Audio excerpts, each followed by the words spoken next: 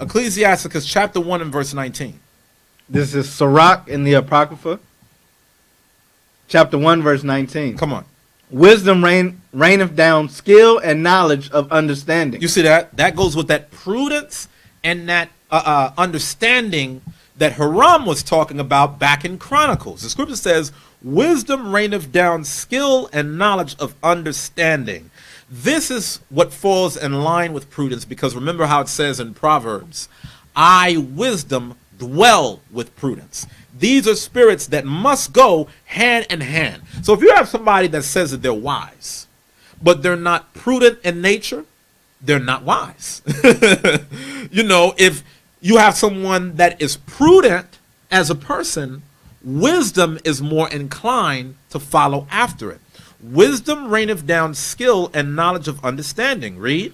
And exalteth them to honor that hold her fast. You see that? That's why Solomon was chosen to establish the Lord's house, because he was in the midst of applying this verse.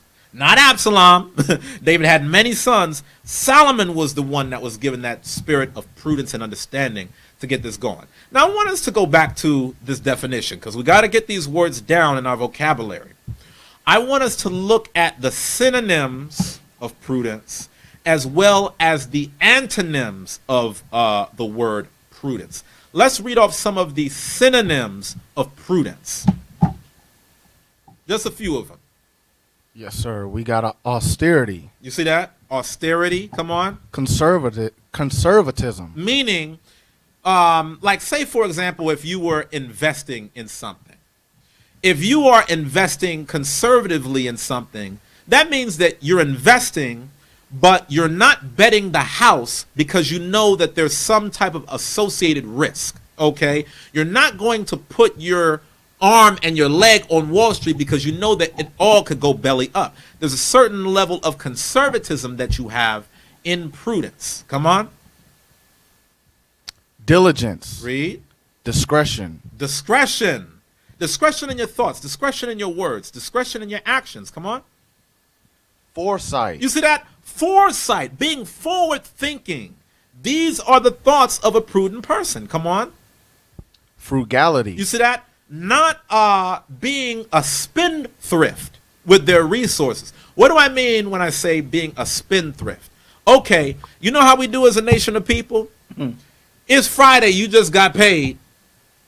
By Monday, your bank account is now in the red. Because Friday, Saturday, Sunday, you was at the club popping bottles. You was at the 2-for-1 Macy's sale, spending money that you didn't even have to impress people you don't even like. You're taking every resource that God has given you, and it's gone because you are destructive. You have not exercised frugality and say, okay, you know what? I got $1,000 today. Let me only spend 100 of it. Let me set aside the other 900 for a rainy day. That's frugality. That's discretion. That's conservatism. That's foresight. Come on. What's the next one? Judgment. See that? Good judgment. How do I judge between matters? Read. Tact. See, a lot of these are character qualities that are either a hit or miss in the black community. Either a person really got it or a person really don't got it. But these are things that we have to think upon, okay? Now, let's now look at the antonyms of the word prudence. Come on. Carelessness. See that? Carelessness. Careless with your words. Careless with your actions. Careless with your family. Careless with your friends. Careless with your job. Careless with your body. Careless with your possessions. Guess what? As a man thinketh in his heart, so is he. Right. If you are careless in your thoughts, everything around you is going to reflect carelessness. Come on. Ignorance. See that? Ignorance. Being comfortable in your ignorance. Not knowing better. Come on. Indiscretion. Having no discretion on, well, you know what? Is this something that I should do right now? Should I really go about doing it this way? Okay, I know I could do it, but just because I could do it, does that mean that I should do it? You see that requires discretion and judgment for you to be able to think through. But for an indiscreet person, they're just going to do it however they do it without thinking about, well, what are the repercussions of me doing it this way? Come on. Stupidity. See that? Stupidity. It's just flat out. They make it plain for you. It's stupidity when you do it like this. Come on. Thoughtlessness. Read. Disregard. Come on. Inattention. Read. Neglect. Come on. Negligence. Come on. Spending. Come on. Squandering. See that? Read. Imprudence. Read. Rashness. Come on. Recklessness. See that? These are all of the attributes of someone that lacks prudence. Let's real quick do the same when it comes to sagacious, and then we're going back to the scriptures, okay? I'm trying to give you the depths of this because I'm trying to be able to help you understand that really King Hiram of Tyre, he had a lot to say about David and Solomon in few words. All of these things were briefly understood in, this one or two line sentence that Hiram was saying, but these are the attributes that go into the words. What about sagacious? To be sagacious, what does that mean? Come on. Synonyms for sagacious. Acute. Apt. Astucious. Astute. Cagey. Canny. Clear-sighted. You see? Come on. Clever. Cool. Discerning. Far-sighted. Discriminating. You see that? These are all attributes that goes with sagacious. Are there any antonyms? There are a few. Careless. Foolish. Ignorant. And stupid. See that? We ought not to display these things. Not if we're trying to pattern ourselves after righteous men. Again, Tyre, the king of Tyre, Hiram. Here it is, he's dealing in a whole other nation, and he understood God operates with certain people.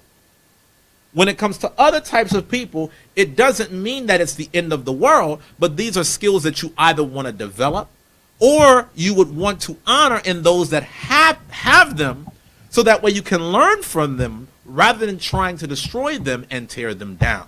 Okay? One thing that we're going to look at is oftentimes with us as a people, for every skill and quality that we lack, we often try to tear down the next person because they have it.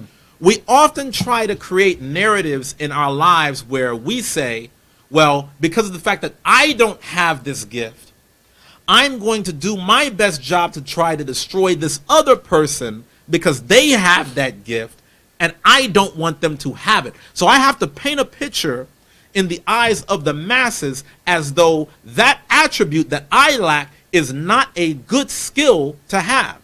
This is what the characteristic is of destroyers, and we're going to look at that in this class. Okay, so again, certain leaders are going to be sent if the Lord loves his people. And you notice how Hiram says, okay, I can tell Solomon that the Lord loves Israel because he sent someone that's wise and understanding, that's prudent and understanding. I can tell based upon those attributes alone. Notice how Hiram didn't say, oh, well, you know what? I can tell that the Lord loves you, Israel, because he's put over you somebody that has the biggest opinion. He's put over you someone that is a court jester. That's oftentimes how we like to be able to size up who's who in Israel. Okay, who has the most to say? Who has the most talk? And who has the most lip service? Oh, well, who makes me laugh the most? Who's the biggest personality? Who would be best on a stand-up comedy show? That who I have leading me into the pearly gates. You don't read about that in the scriptures. That's all the carnal mind in a destructive way telling you the things that are really not suitable or apt with the thoughts of God.